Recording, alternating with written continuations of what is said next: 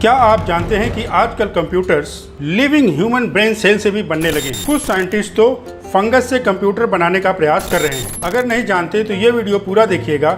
इससे पहले अगर आप चैनल पर पहली बार आए हैं तो चैनल को सब्सक्राइब कर लें। 1950 से ही silicon based computer hardware use किया जा रहा है और इतने दशकों के बाद भी इसी सिलिकॉन बेस्ड हार्डवेयर को ही यूज किया जा रहा है। पर अब आर्टिफिशियल इंटेलिजेंस जैसे सॉफ्टवेयर को हैंडल करने के लिए बड़े बड़े प्रोसेसर्स और स्टोरेज की ज़रूरत पड़ने लगी है। ऐसे बड़े प्रोसेसर्स और स्टोरेज को मेंटेन करने के लिए काफ़ी एनर्जी की ज़रूरत पड़ती है। इसी को ध्यान में रखकर वैज्ञानिकों ने ह्यूमन न्यूरॉन्स को यूज़ करने का फैसला किया। अगर इन्हें इसमें सफलता मिलती है तो आज के सिलिकॉन बेस्ड कंप्यूटर की तुलना में 1 लाख गुना कम एनर्जी में ये सिस्टम काम कर पाएंगे और भविष्य में आने वाली मेमोरी की प्रॉब्लम को भी सॉल्व कर पाएंगे। इसमें लैब में सेल्स को सिंथेटिकली डेवलप किया जाता है जिसे ऑर्गेनाइड्स कहते हैं। इससे तैयार प्लेटफॉर्म को न्यूरो प्लेटफॉर्म कहते हैं और इसको डेवलप करने में सबसे आगे जो कंपनी है वो है एक स्विस कंपनी जिसका नाम है फाइनल स्पार्क। अब जानते हैं न्यूरो प्लेटफॉर्म के बारे में। एक न्यूरो प्लेटफॉर्म में सीरीज में प्रोसेसिंग यूनिट्स लगी होती है।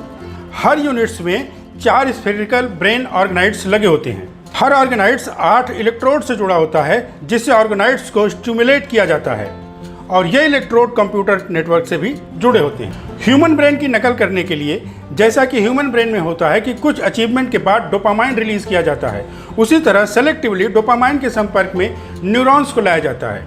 यही डोपामाइन इस न्यूरो नेटवर्क को एक नए कनेक्शन बनाने और उसे नए रास्ते खोजने के लिए मोटिवेट करता है और अगर इसे परफेक्टली कर लिया जाता है तो ये ऑर्गेनाइड्स सिलिकॉन बेस्ड एआई को मिमिक कर पाएंगे और सीपीयू और जीपीयू जैसे प्रोसेसिंग यूनिट्स की तरह फंक्शन कर पाएंगे। फाइनल स्पार्क के बायो कंप्यूटर्स को 34 यूनिवर्सिटीज़ में यूज़ करने को कहा गया, जिसमें अलग अलग यूनिवर्सिटीज़ बायो कंप्यूटिंग के अलग अलग एस्पेक्ट पर नज़र रख रही हैं। लार्ज स्केल पर लेकर इसको कुछ समस्याएं बनी हुई हैं, जैसे कि इसका कोई स्टैंडर्ड मैन्युफैक्चरिंग सिस्टम एग्जिस्ट नहीं करता।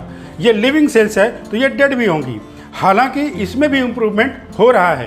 पहले लाइफ स्पैन कुछ घंटे की थी पर अब लगभग 100 दिनों की हो गई है। पर ऐसा नहीं है कि केवल फाइनल स्पार्क ही इस दौड़ में शामिल है और केवल ऑर्गेनाइड से ही बायो कंप्यूटर बनाने का प्रयास हो रहा है। बायो कंप्यूटर बनाने के और भी ऑप्शंस तलाशे जा रहे हैं। स्पेन की national centre for biotechnology cellular computing पर काम कर रही है, जिसमें लिविंग सेल्स को कुछ इस तरह से मॉडिफाइड करने की कोशिश की जा रही है कि वो सिलिकॉन बेस्ड कंप्यूटर की तरह काम कर पाए। इसी तरह यूनिवर्सिटी ऑफ वेस्ट इंग्लैंड में फंगस से कंप्यूटेशनल पॉसिबिलिटीज़ पर स्टडीज़ किया जा रहा है। इनका कहना है कि फंगल स्ट्रैंड्स के नेटवर्क का इलेक्ट्रिकल पोटेंशियल ठीक उसी तरह का होता है जैसे कि न्यूरॉन्स का होता है और इसी का एडवांटेज लेकर brain like fungal computing system को बनाने का प्रयास किया जा रहा है और इसमें टीम को कुछ सफलता मिलती हुई नजर आ रही है। जैसे कि इन लोगों ने ऑलरेडी एक सिस्टम डेवलप कर लिया है जिसमें कुछ मैथमेटिकल प्रॉब्लम्स सॉल्व की जाती है। अब देखना ये होगा कि कहीं ये मिनी ब्रेन्स कॉन्शियसनेस तो नहीं गेन कर लेंगे। अगर ये ऐसा कर पाते हैं तो ये एक एथिकल प्रॉब्लम भी हो जाएगी। हालांकि अभी तक ऐसा कोई एविडेंस सामने नहीं आया है। आने वाला युग बायो कंप्यूटिंग का हो सकता है। आपकी क्या राय है कमेंट बॉक्स में अवश्य बताएं। चैनल को लाइक करें, शेयर करें और सब्सक्राइब करें।